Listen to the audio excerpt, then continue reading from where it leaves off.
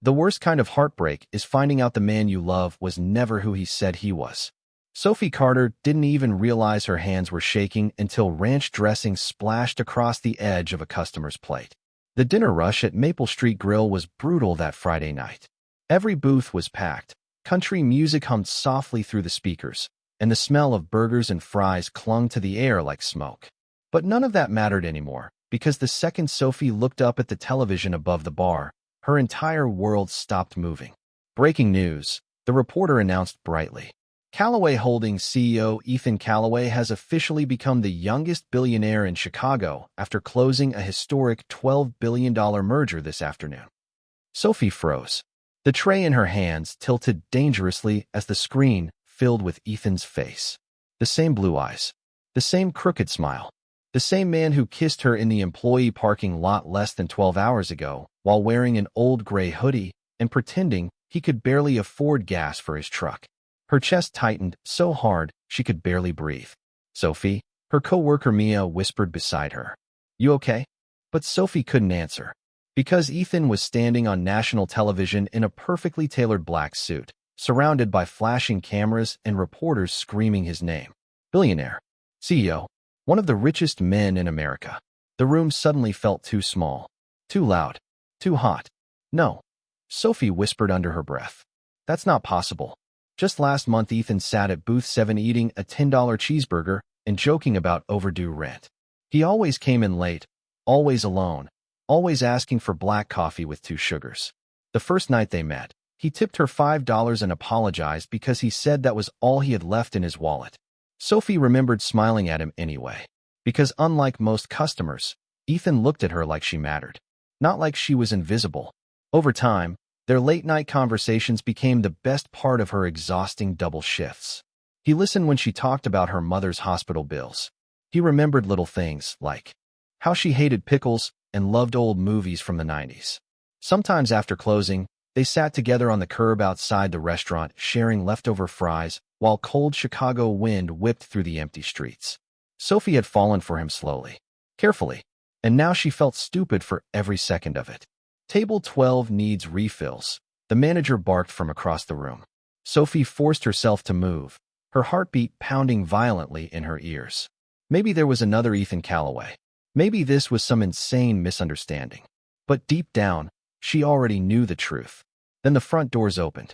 Cold air swept through the restaurant as conversations suddenly quieted around her. Sophie turned instinctively toward the entrance and nearly stopped breathing again. 3 black SUVs were parked outside beneath the glowing restaurant sign.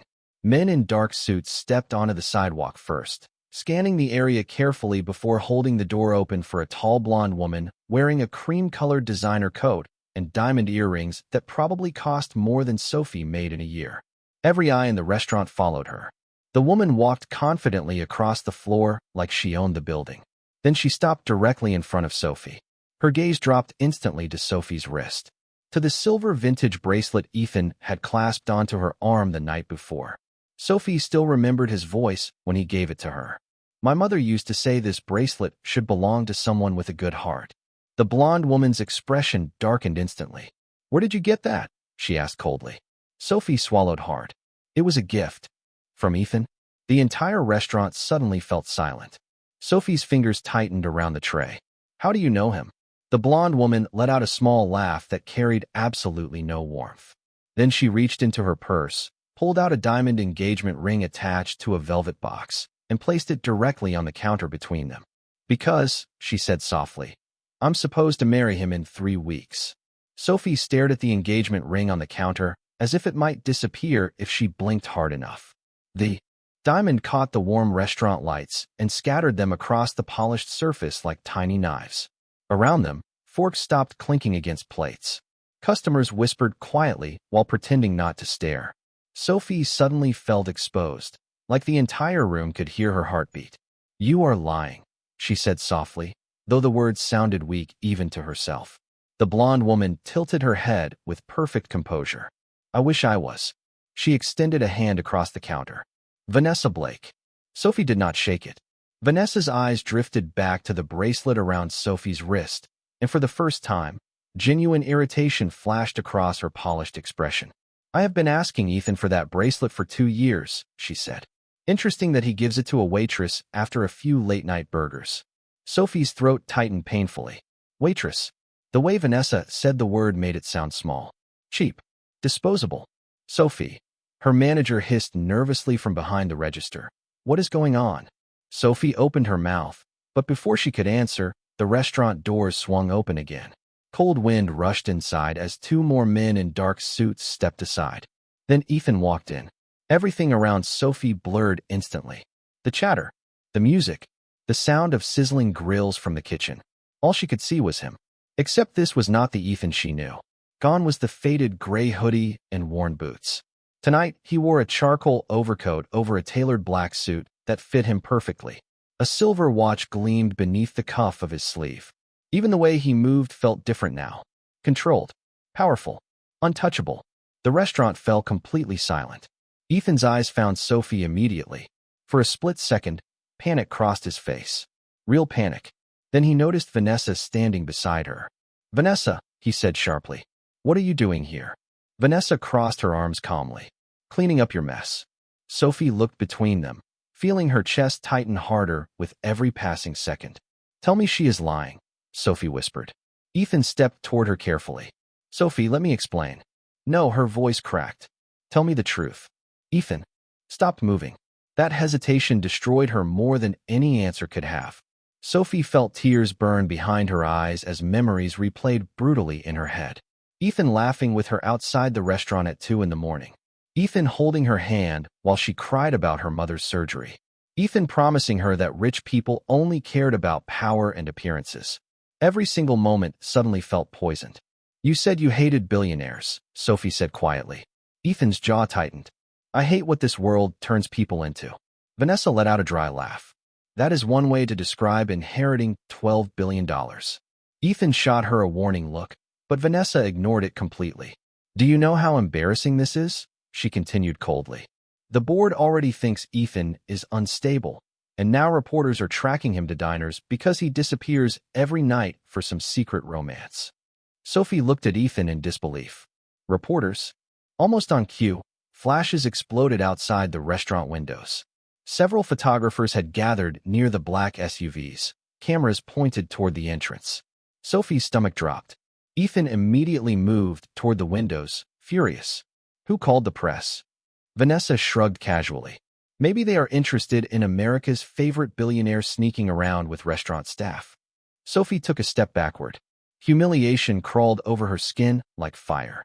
Customers nearby had already started whispering louder now. Some were openly recording on their phones. Mia stood frozen near the soda machine, staring at Sophie with wide eyes. Ethan turned back towards Sophie quickly. I never wanted this to happen. Then what did you want? She asked. To play poor guy for fun? No, his voice lowered. I wanted one place where people looked at me like a normal person. Sophie laughed bitterly through tears. So you lied to me instead.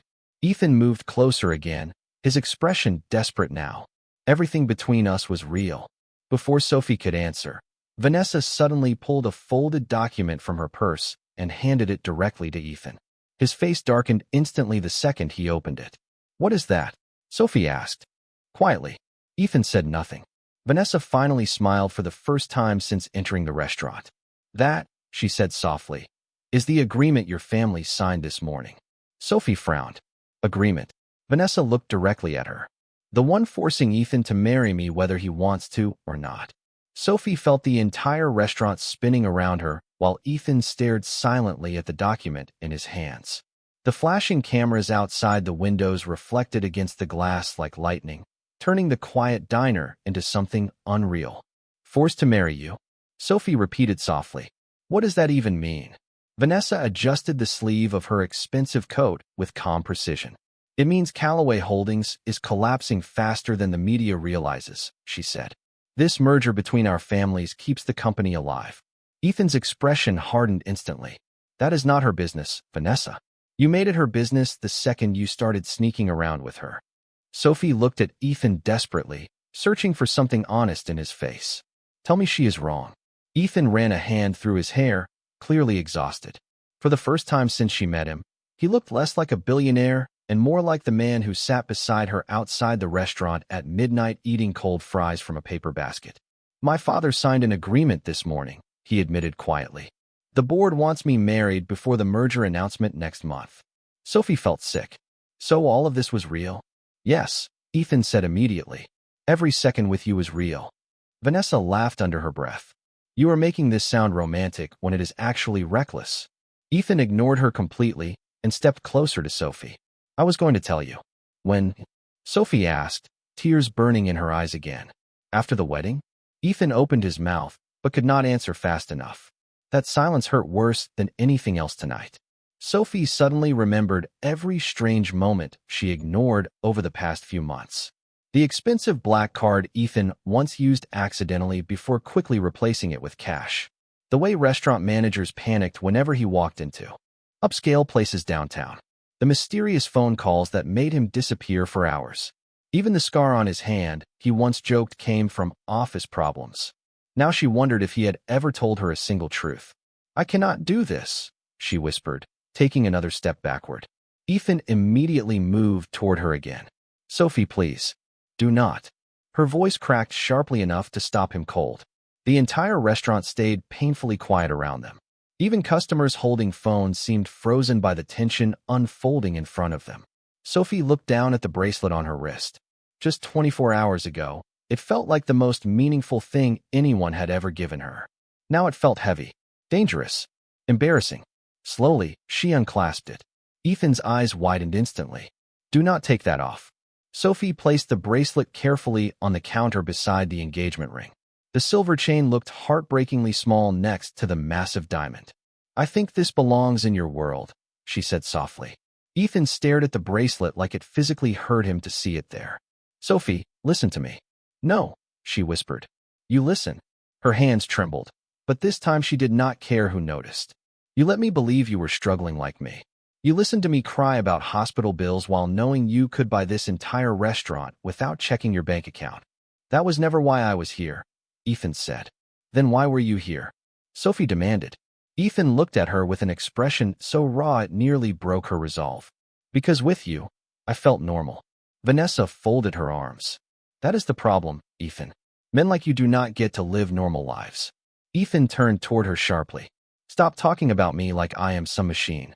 Then stop acting like a lovesick teenager and start acting like a CEO. Sophie shook her head slowly. The divide between their worlds suddenly felt impossible to cross. One side filled with billion-dollar mergers, boardrooms, and contracts. The other side filled with double shifts, overdue medical bills, and cheap diner coffee at 2 in the morning. She had been foolish enough to think love could erase that difference. Then one of the security guards near the entrance touched his earpiece nervously. Sir, he said quietly to Ethan, your father just arrived. Ethan's face immediately lost color. Vanessa looked genuinely surprised for the first time all night. The restaurant doors opened once again. A tall older man in a dark wool coat stepped inside with the kind of presence that made the entire room feel smaller instantly. Silver-haired, cold-eyed, perfectly controlled. He scanned the restaurant once before his gaze landed directly on Sophie.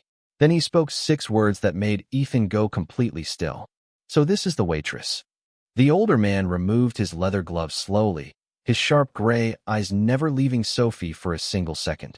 The restaurant felt unbearably quiet now, like everyone inside instinctively understood that something dangerous had just entered the room. Ethan stepped forward immediately. Dad, leave her out of this. But the man ignored him completely. Sophie Carter, he said calmly. 24 years old. Works double shifts 6 days a week. Lives in a 1-bedroom apartment on the north side with her mother. Sophie's stomach dropped. Ethan looked furious. You investigated her? Of course I did, his father replied coldly. You disappeared from your security team every night for 3 months. What did you think would happen? Sophie suddenly felt exposed in a way she had never experienced before. The man standing in front of her knew where she lived, knew her age, knew details about her life she never willingly shared. It made her skin crawl. Sir, she said carefully, trying to steady her voice, I did not know who your son really was. That much is obvious, he replied. Ethan's jaw tightened hard. Enough. His father finally looked at him directly. Do not embarrass yourself further tonight. Vanessa stepped closer to the older man carefully. Mr. Calloway, perhaps this conversation should happen privately. No, he answered without hesitation. The damage has already become public. Sophie glanced toward the restaurant windows again. More reporters had gathered outside now. Camera flashes lit the glass every few seconds. Someone had even started filming through the front entrance. Her chest tightened with panic. Ethan noticed immediately.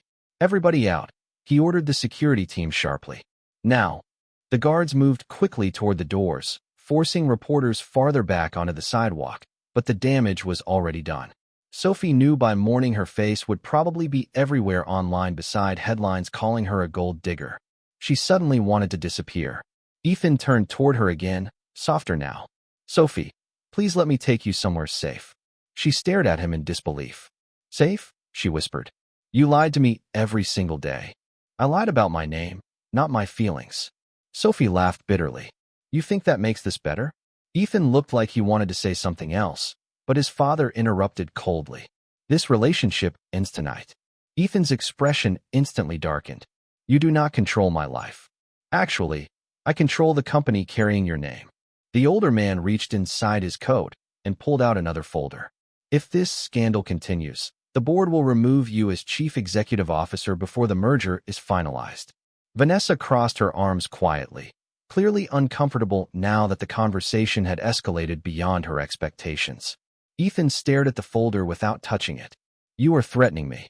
I am protecting a billion-dollar company from becoming tabloid entertainment. Sophie looked between them helplessly.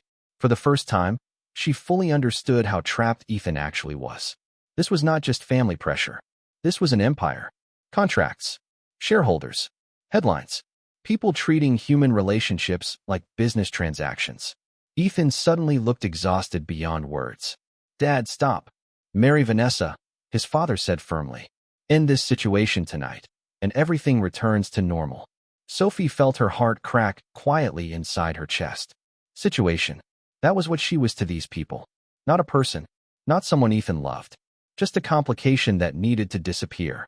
Ethan turned towards Sophie again, and for the first time all night, his voice sounded almost desperate. You are not a mistake to me. Sophie swallowed hard, tears burning again despite how badly she wanted to stay strong. Then why does everybody around you act like I am? Ethan stepped closer. Because this world is ugly. No, Sophie whispered. Your world is. The words hit him visibly. Sophie could see it in his eyes immediately. But she could not stop now. Not after everything that happened tonight. I spent months thinking you understood me, she continued softly. But the entire time, you were always going back to penthouses and private drivers while I worried about whether my mother could afford medication next week. Ethan's voice lowered painfully. I was trying to protect something real. By lying. He had no answer. Again, that silence destroyed what little hope Sophie still had left. She grabbed her coat from behind the counter with trembling hands. Ethan immediately moved to stop her. Please do not walk away like this. Sophie looked directly at him one final time. The man she fell for was still standing there somewhere beneath the expensive suit and billionaire headlines. That was the hardest part. She still loved him. I think you should marry the woman your world already chose for you, she whispered.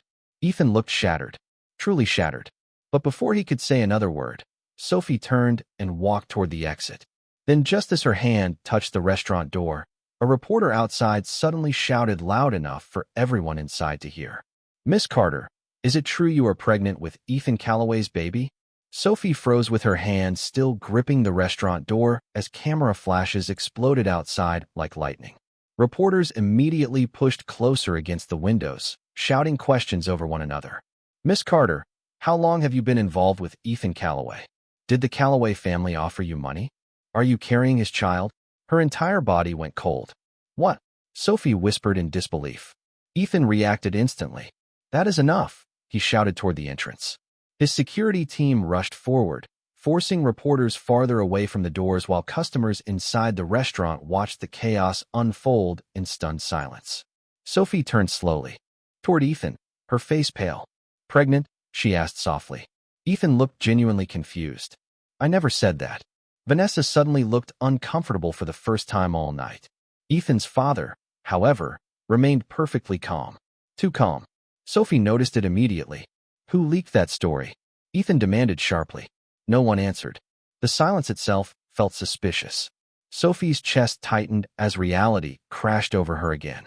This was not normal life anymore. This was headlines, gossip sites, billionaire scandals. Her private life had turned into entertainment for strangers in less than an hour. I need to leave, she whispered shakily.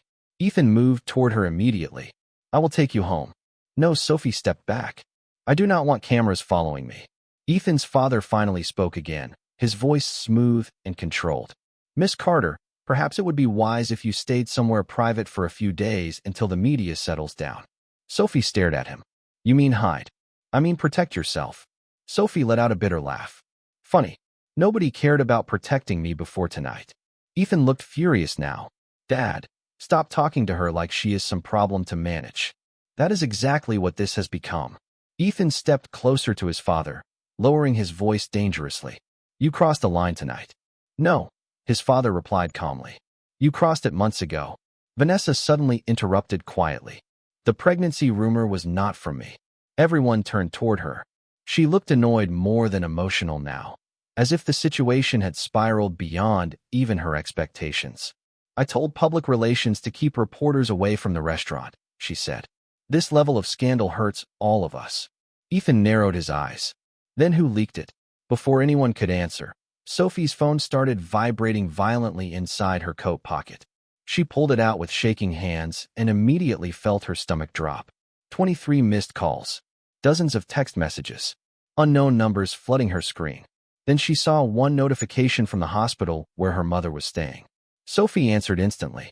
Hello. Miss Carter, a nervous nurse said. Quickly. There are reporters outside the building asking questions about your family. Your mother is becoming very upset. Sophie closed her eyes in horror. Please do not let them near her. Ethan overheard enough to understand immediately.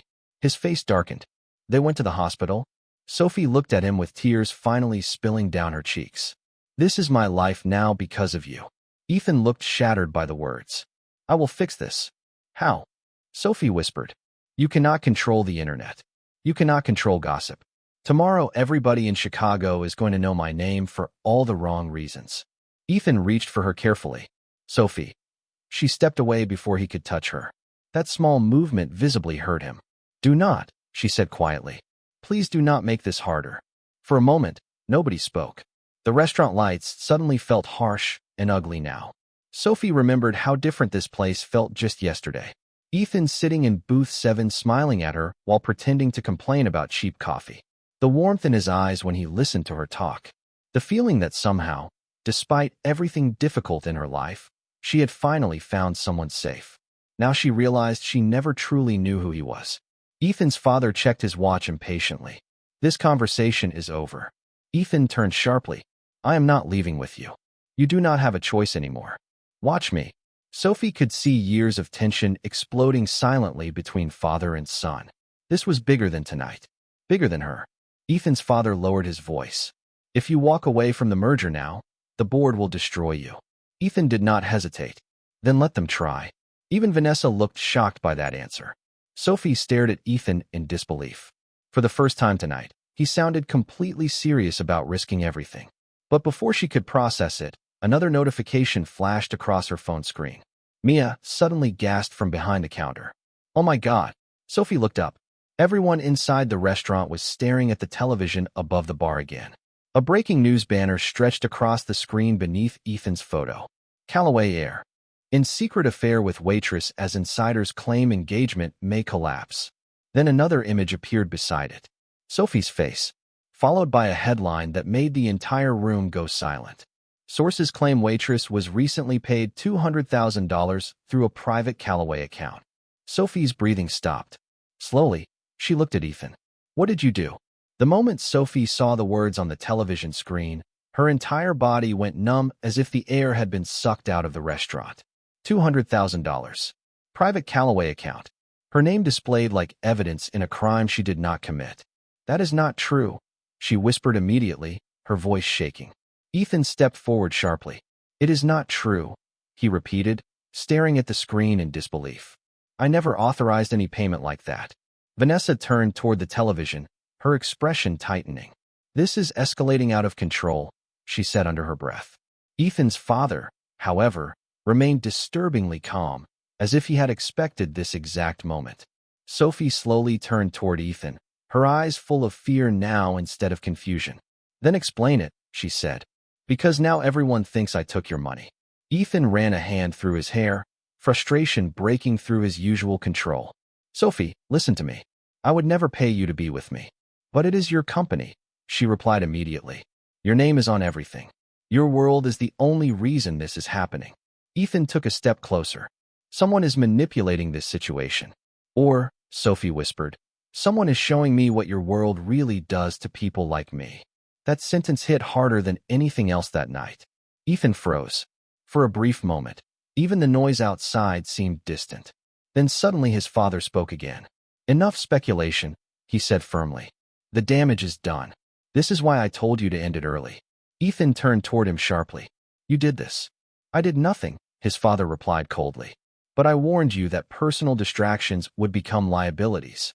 Sophie's hands trembled as she held her phone tighter. I am not a distraction, she said quietly, though her voice cracked at the end. Ethan immediately looked at her. You are not, he said firmly. Do not let them reduce you to that. But Sophie was already shaking her head. That is exactly what is happening. She looked around the restaurant again. Every customer was still watching. Every phone was still recording. Her life had become a public performance she never agreed to. My mother is at a hospital right now, she said suddenly, her voice breaking more. She is scared because reporters are outside her building. Do you understand what this is doing to my family? Ethan's expression shifted instantly. I will send security there. That is not the point, Sophie said. I should not need security in the first place. Ethan stepped closer again, lowering his voice. I am trying to fix this. Sophie looked directly at him, pain and exhaustion written across her face. You cannot fix what you created by living two lives. That silence between them was heavier than anything before. Vanessa suddenly spoke again, more carefully this time. Ethan, the board is already calling, she said, holding up her phone. They want a statement within the hour. Ethan did not look at her. His eyes stayed on Sophie. I do not care about the board right now. You will have to, his father said sharply. Because if this continues, you lose everything. Sophie felt her chest tighten again. Everything, she repeated softly. That is what this is to you. Ethan shook his head immediately. No, but she continued anyway. You are choosing between your world and me, and your world always wins. Ethan's voice broke slightly. That is not true. Sophie looked at him for a long moment, searching for any sign that this could still be real. But all she saw was pressure. Family, cameras, expectations. She slowly stepped backward again. I cannot stay in this, she whispered. Ethan moved forward quickly. Sophie, please do not leave like this. Then stop asking me to survive in a world that treats me like a mistake, she said softly. The restaurant felt frozen again. Even the reporters outside seemed to sense the shift. Sophie turned toward the door one final time. Ethan's voice followed her. Immediately, lower now, almost desperate. If you walk out, I cannot protect you from what comes next. Sophie stopped for half a second, her hand still on the door handle. Then she replied quietly, without turning back. Maybe I do not want protection from your world anymore. And with that, she pushed the door open as camera flashes erupted outside once again, swallowing her silhouette into the chaos of the night. The cold night air hit Sophie the moment she stepped out of the restaurant, but it did nothing to calm the storm inside her. Behind her, camera flashes exploded like fireworks as reporters shouted her name, asking questions she could not even process. She pulled her coat tighter around herself and walked faster, ignoring every voice calling after her. Her phone vibrated nonstop in her hand, but she could not bring herself to look at it. Everything felt unreal, like she had fallen into someone else's nightmare. Inside the restaurant, Ethan stood frozen at the door, watching her disappear into the crowd. Sophie, he called once, louder than before, but she did not turn back. Vanessa stood beside him, arms crossed, her expression unreadable. You should let her go, she said quietly. Ethan did not respond. His father stepped forward calmly, adjusting his coat. This is exactly what I warned you about, he said. Emotional attachments create instability. Ethan turned sharply toward him. Stop talking like she is a business risk. His father's eyes hardened slightly. She is now part of a public narrative that threatens everything you have built. Ethan looked back at the street, but Sophie was gone. Just like that, she had vanished into the night, filled with flashing cameras and shouting voices. For a moment, he looked completely lost, like someone trying to hold on to something already slipping through his fingers. "I need to find her," Ethan said suddenly. "That is not your priority," his father replied immediately. "The board meeting is in 4 hours." Ethan laughed once, but there was no humor in it. "You really think I care about a board meeting right now?" Vanessa stepped closer carefully. "Ethan, if you go after her tonight, the media will destroy both of you." Ethan turned toward her slowly. "They are already destroying her." That sentence landed heavily in the silence. His father studied him carefully. "If you leave now, you are choosing her over everything." Ethan did not hesitate. "I already did." For the first time that night, his father showed a flicker of frustration. "You are making an emotional decision that will cost you your position." Ethan stepped back toward the exit, grabbing his coat. "Then I will earn it back later." Vanessa called after him. "Ethan, think about the merger. Think about the company." He stopped briefly at the door, but did not turn around.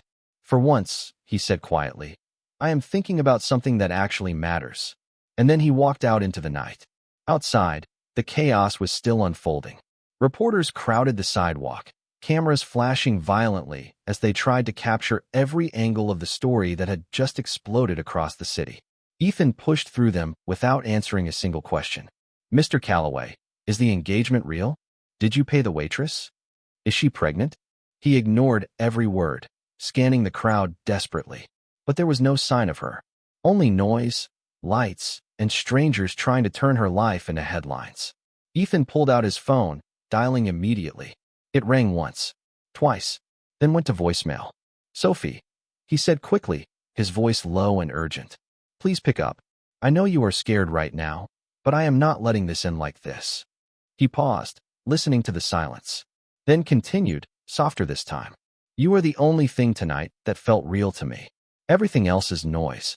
Please just talk to me." He ended the call and tried again. Still nothing. Behind him, his father's voice came from the restaurant doorway. "You cannot fix this with emotions, Ethan." Ethan turned slightly, but did not face him fully. "I am not trying to fix it," he said quietly. "I am trying not to lose her." His father stepped closer into the light. "Then you will lose everything else instead." Ethan looked back into the dark street where Sophie had disappeared. For the first time, he realized how far their worlds had pulled them apart in a single night. One world built on glass towers, contracts, and power. The other built on exhaustion, survival, and quiet resilience. And somewhere in between, she had been standing alone. He tightened his grip on his phone and started walking again, disappearing into the city, searching for a woman who no longer trusted the man he had become. The city felt colder than Sophie remembered as she walked aimlessly through the dimly lit streets, her arms wrapped tightly around herself, as if she could hold her life together by force alone. Every few steps, she glanced behind her, half expecting to see cameras still chasing her, but the chaos from the restaurant had begun to fade into the distance. Her phone buzzed again, but she refused to look at it, knowing it was either reporters, unknown numbers, or messages she was not ready to read. All she wanted was silence, but even silence felt loud tonight. Meanwhile, across the city, Ethan was still moving through the streets with no destination, ignoring his driver's calls and security updates flooding his phone. His thoughts were trapped on one thing only: Sophie disappearing into the crowd without looking back. Every time he replayed it, it felt like losing her twice. Back at Calloway Holdings headquarters, the tension had already escalated. Vanessa stood in a glass conference room surrounded by executives reviewing the viral headlines projected on a massive screen. "The situation is out of control," one board member said sharply. "This could wipe billions off the company valuation." Ethan's father stood at the head of the table, composed but clearly under pressure.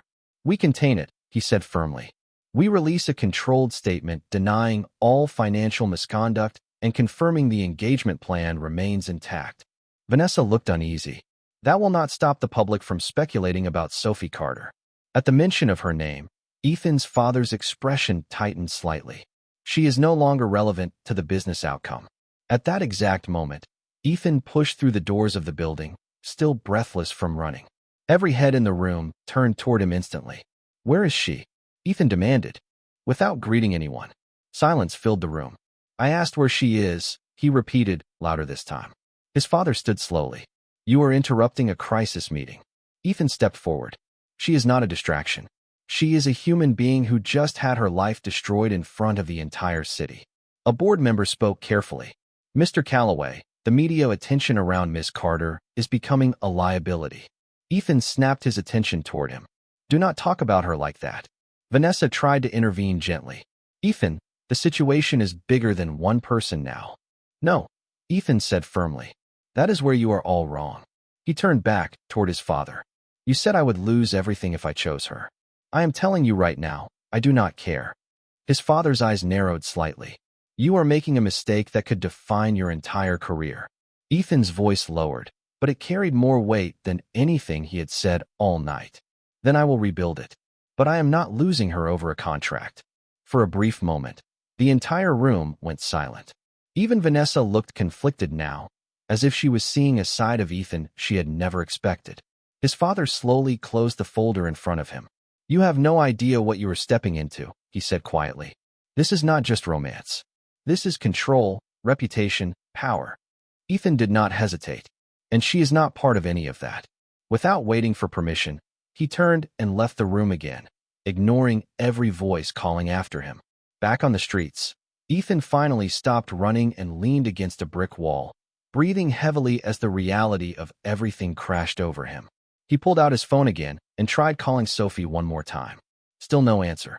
For the first time, doubt crept in. Not doubt about his feelings, but doubt about whether he had already lost her beyond reach. Far away, Sophie sat alone on a bench near a quiet bus stop, her face hidden in her hands as the city lights blurred around her. She had stopped crying, not because the pain was gone, but because she had nothing left to give it. Her phone lit up beside her with Ethan's name flashing again, but this time, she did not reach for it. She just stared at it silently, torn between memory and heartbreak, between the man who made her feel seen and the world that had just shattered everything they built. The city was still awake, but Sophie felt like she was moving through it in a dream she could not wake up from. She sat on the cold metal bench at the bus stop, her hands wrapped tightly around her coat as the wind cut through the empty street. Every few seconds, her eyes drifted toward the glowing screen of her phone beside her, where Ethan's name was still displayed from the last missed call. She did not pick it up. Not anymore. Each vibration felt heavier than the last, like the world was trying to pull her back into something she was not sure she could survive again. Across the city, Ethan stood alone on a quiet rooftop parking structure, staring at the skyline of Chicago as if searching for answers in the lights. His phone was in his hand, but now it was silent. No more calls. No more messages. Just the echo of everything he had already said too late. For the first time that night, he stopped running. Not physically, but emotionally. He realized he had no more directions left to chase. Back at Calloway Holdings, the emergency board meeting continued without him. The television screen still showed the viral headlines, Sophie's face, the rumors, the accusations, and the collapsing narrative of a billionaire scandal that had taken over the city. Vanessa stood by the window, arms crossed, watching the city lights with a distant expression. Ethan's father remained at the head of the table, reviewing financial projections as if nothing personal had ever happened. "We stabilized the story by morning," he said calmly. "The engagement announcement moves forward as planned." Vanessa did not respond. For the first time, even she looked uncertain about the outcome. Meanwhile, Ethan finally lowered his phone and looked out at the skyline again. Everything his family had built, everything expected of him, every rule he had followed without question, suddenly felt like walls closing in. And beyond those walls was Sophie, a woman who had nothing to gain from him except the truth. A woman who had already lost more in one night than most people lose in a lifetime. He closed his eyes for a moment, remembering her voice when she told him she felt safe with him. That memory hurt more than anything else. Slowly, he made a decision. Sophie sat on the bus stop bench, her head tilted slightly upward as if trying to stop herself from breaking down again. The city around her felt indifferent, cars passing by, distant sirens, people living lives that were not suddenly torn apart by headlines and billion-dollar decisions. She pulled her coat tighter, whispering to herself that she would be okay, even if she did not fully believe it yet. Then she heard it. Footsteps approaching quickly. She looked up, her heart tightening instantly. Ethan stood at the edge of the sidewalk, slightly out of breath, his suit disheveled, his expression no longer controlled or polished or distant. Just him. Just Ethan. Sophie stared at him, frozen between memory and pain. "You should not be here," she said quietly. Ethan stepped closer, careful, as if afraid she might disappear again. "I looked everywhere for you," he said. Sophie shook her head slowly. "You should have stayed where your world is." Ethan looked at her like those words physically hurt him. "My world is not there anymore," he said softly. She let out a bitter breath. "Do not say that because you are emotional." "I am saying it because it is true," he replied. Silence stretched between them, heavy and fragile. Sophie looked down at her hands. "Do you know what today did to me?" she asked quietly. Ethan nodded slowly. "Yes." "No," she whispered, tears returning again. "You do not." She looked up at him now, finally letting everything out. "It made me feel like I was never real in your life. Like I was just something temporary until your real life came back." Ethan stepped closer again, stopping just short of touching her.